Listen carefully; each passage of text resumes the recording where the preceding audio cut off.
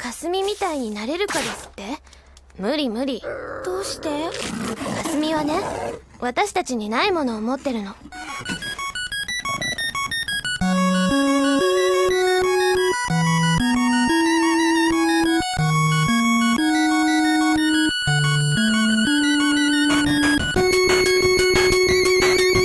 What's up? You like seeing little girls cry, you twisted maniac? I got the crank for your wank. I got the load for your chode. I got the dose for your host, so verbose you're close to blow the most gross shower of hot cosmic juice you'll ever let loose. That's right, it's Natsuyasumi.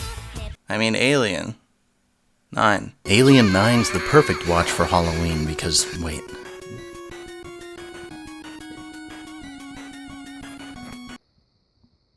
Ah, shit! I missed it again! I missed the kid! This is, of course, the lesser-known 9th installment of Ridley Scott's classic franchise. Quite the departure from his earlier work, so I'm not sure where he thought he was going with this one, but before Puella Magi I Can Suffer Wider Than You Can Madoka Magica, there was this little darling setting a new standard for suffering, while remaining a cute show for cute babies like you. Just kidding. I had this all outlined for Halloween a month ago, where I was going to pretend like it's a fun ride for viewers of all ages, while splicing in some of the more questionable scenes, but instead let's just get to the point. I can eat that pussy! Yuri, didn't I just do this episode? Is a basic bitch who can't do shit and everyone hates her so much she's forced into being part of her school's alien cleanup crew, and has to wear helmets with the rest of the retards while snatching up extraterrestrial life forms without killing them, and without letting them kill anyone else.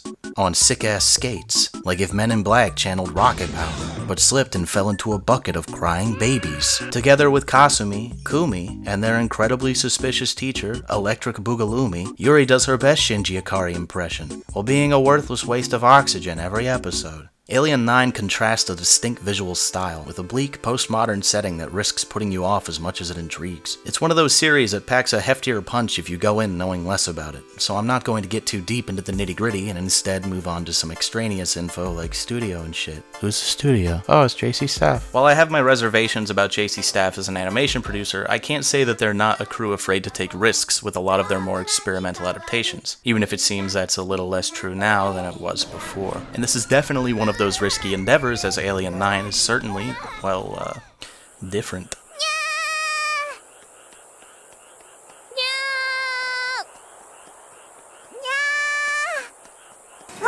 On the surface, there is an air of strangeness here that I'm just a sucker for. People act irrationally, like everyone's just a little insane, while the show does its best to try and convince you that everything's fine.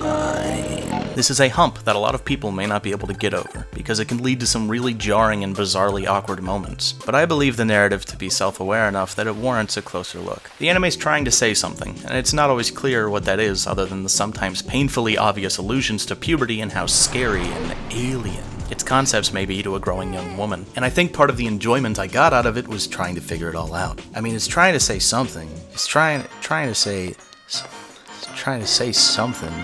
It's a little too subtle, though. In all seriousness, I do respect some of the visual motifs that allude to this very driven central theme of growing up, like the underwater dream sequences, imagery commonly associated with emotional instability and anxiety, or the underwater real-life sequences that precede them just 5 minutes earlier. It's like poetry, so if they rhyme. There's also a cleverly implemented recurring fear of being left behind or blooming late that's explored constantly, but subtly enough for the most part and often visualized in creative ways, making for an interesting character study over the course of these 4 short episodes, even if the characters themselves don't seem all that interesting from the get-go. There's a lot going on here, even if it doesn't come together as gracefully as I'd hoped. And for the sake of argument, there probably was a lot of symbolism that just was over my head. Like, I mean, I guess a lot of parts could be interpreted in different ways. Let's explore the scene where Kasumi fucks a cat to death, for example.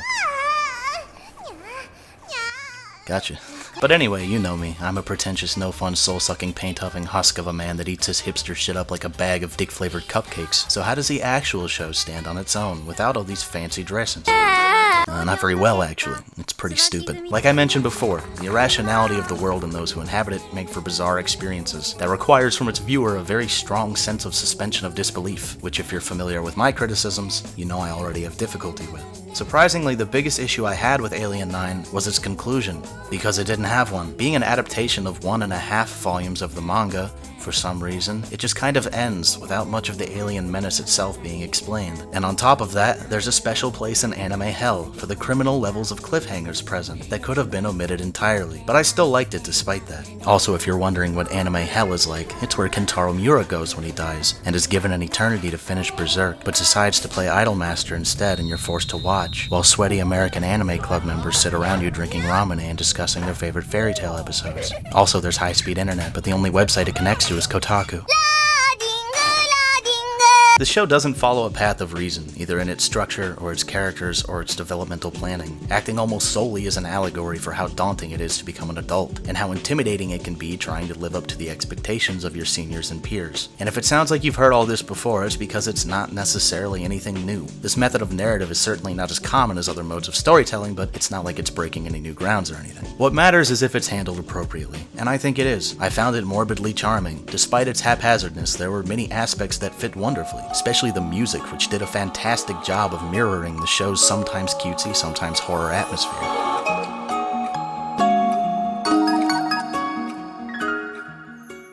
It knows that it is a bizarre and awkward package that the post office has to x-ray 5 times before shipping out of the country, but the bow on top is very pretty and crafted with care. Lately I've been watching a ton of old, more obscure anime, including Aoki Hono, old Satoshi Urushihara animations like Legend of Lemnir, everything Yoshiaki Kawajiri I could get my hands on, the animated adaptation of Franz Kafka's A Country Doctor, and other shows and shorts I'm forgetting. And this was one I stumbled on that, despite being not that great, seemed aware of its not-so-greatness, while still managing to be entertaining.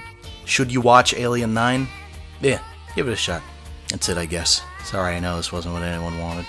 Gone for 2 months, and this is all I have to show for it. But you know, it's not all bad. As the indomitable Mike Tyson once said, I'll fuck you till you love me, faggot! Wait, that's it. There's gotta be a more inspirational quote I can scrounge up here.